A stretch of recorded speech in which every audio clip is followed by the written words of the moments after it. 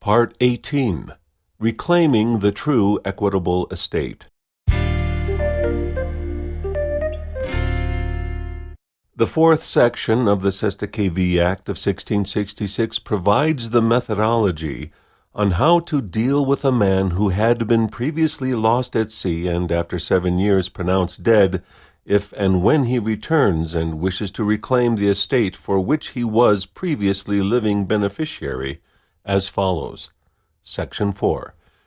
If the supposed dead man proves to be alive, then the title is revested. Action for mean profits with interest.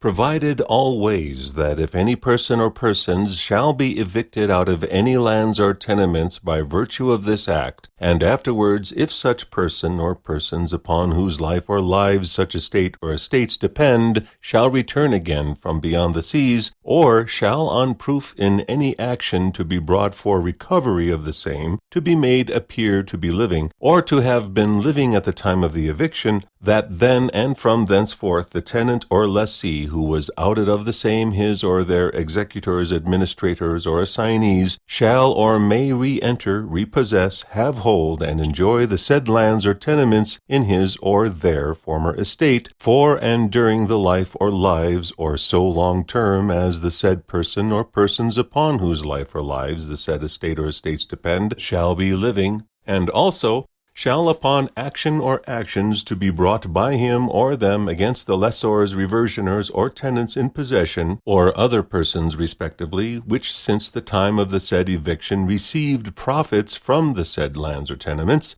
recover for damages the full profits of the said lands or tenements respectively, with lawful interest for and from the time that he or they were outed from the said lands or tenements, and kept or held out of the same by the said lessors, reversioners, tenants, or other persons who, after the said eviction, received profits of the said lands or tenements, or any of them respectively, as well as in the case when the said person or persons upon whose life or lives such estate or estates did depend are or shall be dead at the time of bringing of the said action or actions, as if the said person or persons were then living.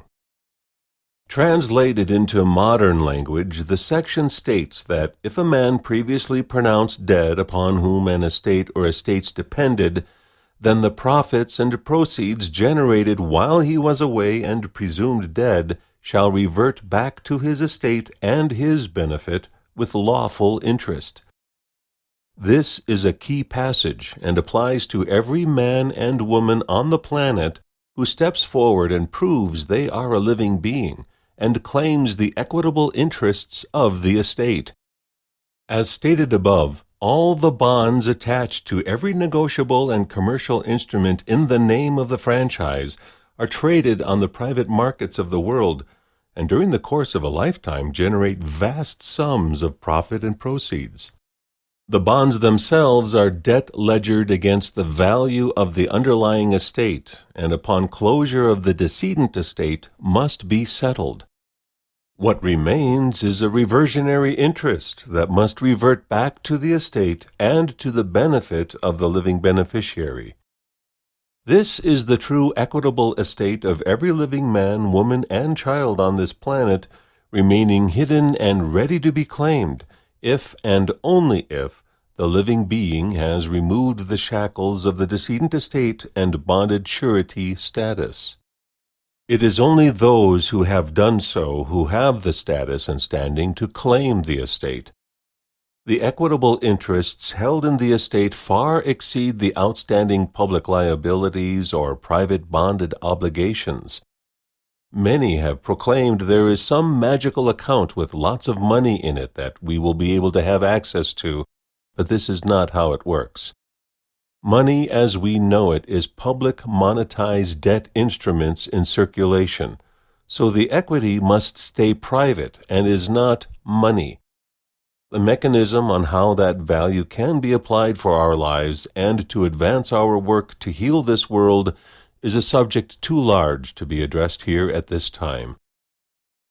To claim the estate requires that one prove they are alive and have returned from the status of being lost at sea. The true estate is one's life, law, rights, land, and equitable interests, and has nothing to do with money as most are programmed to think of it. To reclaim our true estate and retain all of our equitable interests is actually quite simple. Just like Dorothy, we have always had the way back home right at our feet if and when they are positioned firmly atop the land upon which we are standing and directed by our will, purpose, and intent. We don't need ruby slippers. Bare feet on the free, dry soil of the earth will do. The entire realm of fiction is the royal estate. The concept of royalty is a false premise that does not exist anywhere else in this universe, and is the hierarchy of false authority that almost all have been seduced into believing is real. The system operates upon the function of our abandonment of the estate and their acts of maritime salvage and claim within the scope of their law of the sea.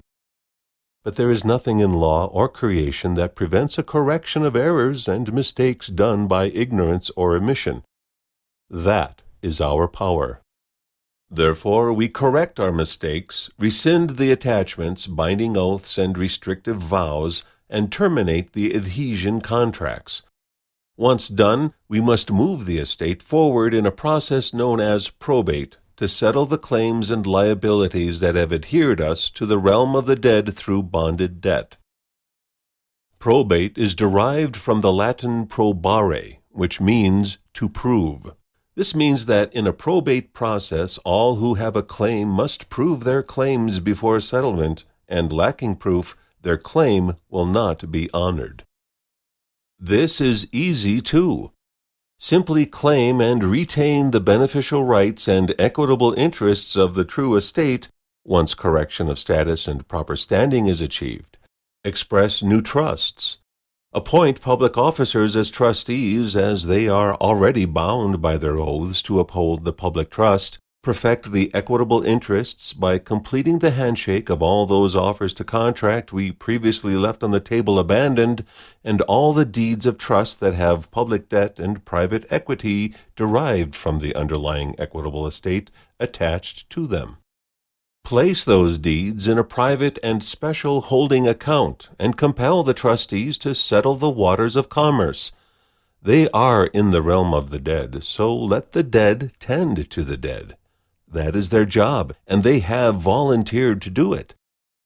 Thank them for their service, remain at peace.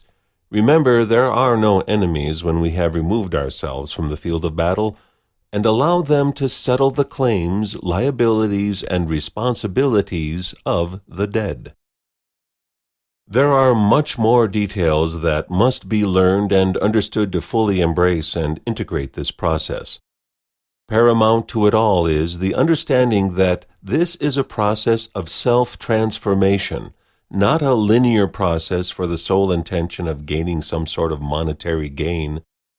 This reflects on the question of what is one's starting point, what is the true purpose and intention of one's wish to gain freedom and be the directive principle of one's own life. For the Pantera de Oro Private Society, this purpose and intent is stated in our Declaration of Intention. Towards this fulfillment of intention, we have developed the status correction process developed by and built by the Pantera de Oro Private Society and accessible to members through the Gemstone University, which we consider to be the most comprehensive course available.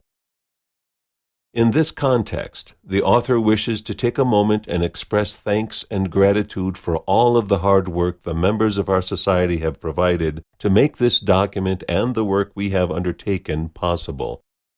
Many have contributed and worked together as a team to bring our work together thus far. Our status correction course addresses both the internal and external fields of play.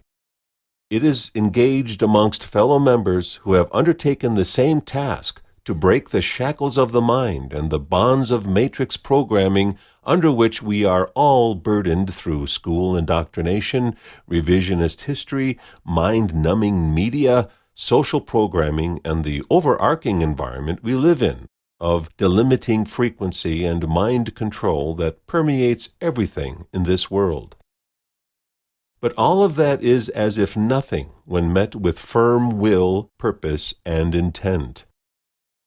That is why we must first set our purpose and intention on the a priori requirement of regaining our sovereign free will, and then to apply it to the work for the greater good. To do so, we must first admit to ourselves that we are in fact without a will, as observable by the very fact that we have never issued a will or testament for the private estate. And by that fact alone, the estate is left abandoned and intestate. We are only focused on the public side, on the pursuit of debt instruments and false realities, on the belief that by accruing debt instruments in a bank account, we somehow are gaining wealth and equity, when in fact, the very existence of such accounts in the franchise name attached to a living being as surety guarantor is nothing more than an a priori evidence of debt and bondage. The more you have in the public system by and through the bondage-surety relationship to the franchise name, the more one is actually in debt.